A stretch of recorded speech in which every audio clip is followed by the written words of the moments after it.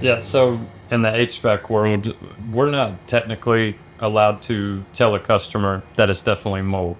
But we see it, they see it, everybody knows what mold looks like. There's not an HVAC unit out there that doesn't grow some kind of microbial growth inside the unit. It happens to every single one of them. You have units that are in the attic, the outdoor or the outside of that casing is hot because the attic's hot, and the inside of that casing is cold because the AC is running and the air is coming through there. It'd be 40 degrees inside of that cabinet, but the outside be 140 degrees. So and then you have all the moisture coming from the coil while the AC is running. That's a prime breeding ground for any kind of bacteria or microbial growth inside the unit.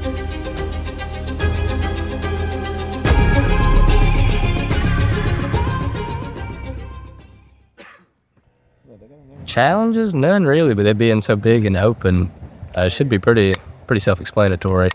Just get up there and get it done. This is probably about the second or third biggest job that I've done with the company. We had one that was pretty big compared to this one, but this one is pretty big, yes sir.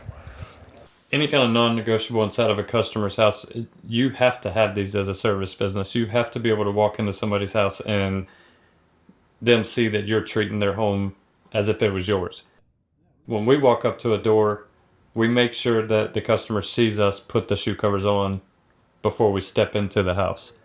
You can't have a technician put shoe covers on at their truck and then walk to the customer's house. It defeats the purpose at that point. And I see so many people doing that. But when we go into a house, it's anything soft underneath the ladder when you're pulling it down out of the attic, especially if somebody has hardwood floors, the shoe covers, like I was saying, and our uniforms. I mean, those are really non-negotiable things. We have to be presentable and we have to clean up our mess. The main thing is, even when people do not see the kind of work or the work that you did, if it's in a crawl space or in an attic, you don't think they're going to go look at it. We still have to have integrity in doing the job right and cleaning up the mess after that, because that's my standard and that's our standard as a company. And those are just some of the things that we won't stray away from when it comes to keeping a customer's home clean or cleaner than when we got there. Now, dude, what you doing out in Marietta? You still at Home Depot? All right, it's not loading, but 6 minutes ago he was in Home Depot's parking lot. That's hilarious. He had to get him a gravy biscuit first. Oh my, that I do not doubt. I do not doubt that. Dude, if not, his day ain't gonna start. No, he's gonna be. Hey, where you at? Hey, I'm about to pull up. 5 minutes out. Okay, cool. All right, later. All right, are you there? Yeah, we've been here, buddy. We're waiting on you. Oh shit, my fault. Let me put it in the middle. All right. So they had companies come in that tested the air quality inside their house and realized that they were having mold issues all throughout the house. So at that point, they got quotes from these companies to clean it all up, but they have heating and air units and ductwork that's 20, 25 years old, so they just thought it was a better idea to go ahead and take everything out. So that's why they got us out here, and we're gutting everything to do with the HVAC and replacing every bit of it. All the ductwork, custom drawn ductwork, new systems, new encapsulation, everything to keep the mold from coming back in the future. Leave it hanging there. You can take that, slide it up a couple feet, and because this is going to be up, this is going to be long enough, you slide it over and there's not a residential unit out there that won't grow some kind of bacteria in the unit unless they have proactive measures like air cleaners and UV lights. Mold itself, or any kind of microbial growth inside of the unit, that just flows through the house and circulates through the air, and you're breathing it in. Some people, doesn't bother one bit. A lot of people, causes symptoms, migraines or nausea or things like that, itchy, watery eyes. There's all kind of different symptoms that it can cause. And then there's a select amount of people that have kind of a mold intolerance, if you will. Like one customer, their daughter did not have the gene that's supposed to be in your body that kind of fights against mold. And for a year and a half, it sent her to the hospital multiple times. She was on so many medications. until they finally found one little spot of mold above her bed in the ceiling. And it really was detrimental to this little girl's life. She was 9 years old, but she could walk into a room and you would see her pupils dilate immediately with the room that had the mold in it. So there's so many different ways that mold can affect you and your family. And when it's inside the HVAC unit, there are so many proactive ways that you can stop it from happening or get rid of it. And indoor air quality is one of our major things, and I preach on that a lot for this reason. People don't know what they don't know. So they had a lot of issues with moisture and stuff growing on the wood, so we're gonna take out all that insulation, pull it all down. We're gonna spray that wood with cleaner and then spray it with sealant after that to seal it up so no moisture can get into the wood. And then we're gonna lay down a vapor barrier and fully encapsulate the whole area and put a dehumidifier down here so that it's sealed off from any kind of elements. And we gotta remove this whole unit and all this ductwork and take this out and put it back new. It's gonna be fun.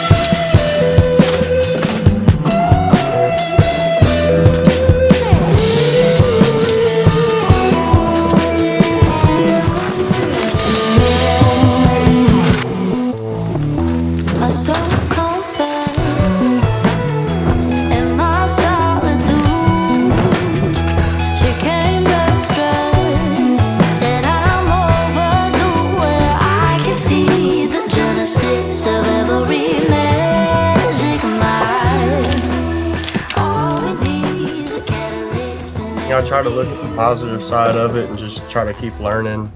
Every day is a new challenge. Every day is something completely different. And I just kind of enjoy the challenge and just embrace the change daily. I always try to have business cards on deck because customers walk by and they always like to hear, what you're doing and what's going on, how long you're going to be here, what your business is here, even if it's their neighbor's house. So I just politely introduce myself and hand them a card, and it's just word of mouth at that point. That'll work. Alrighty. And where did you want that one? Where'd you want that one placed? It's going to be on the road, on the curb, kind of right in front of the front door. But the guys are here and they should be here. Okay. So they should be able to show them. But yeah, it's just going to be right in front of. I've got a van there, and then. Okay. But he can go by the front door and set it right in front of the front door on the road. Okay, cool. We'll be sure and let him know. But yeah, you should be here. I got you down between 11 and 1. Okay. Thank you so much. Alrighty. Thanks, sir. All right. Bye.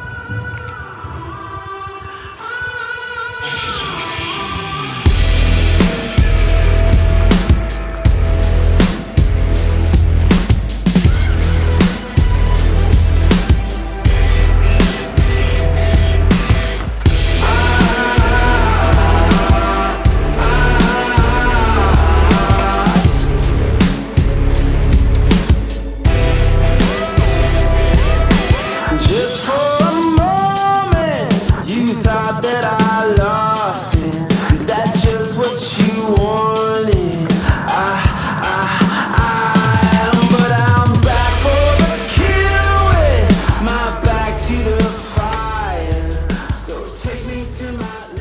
run and pick up a deposit for another job, and then we got to go put some salt in the dehumidifier to get it running.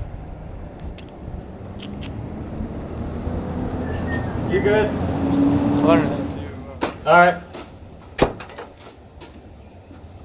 They said that this door locks itself. Uh-huh.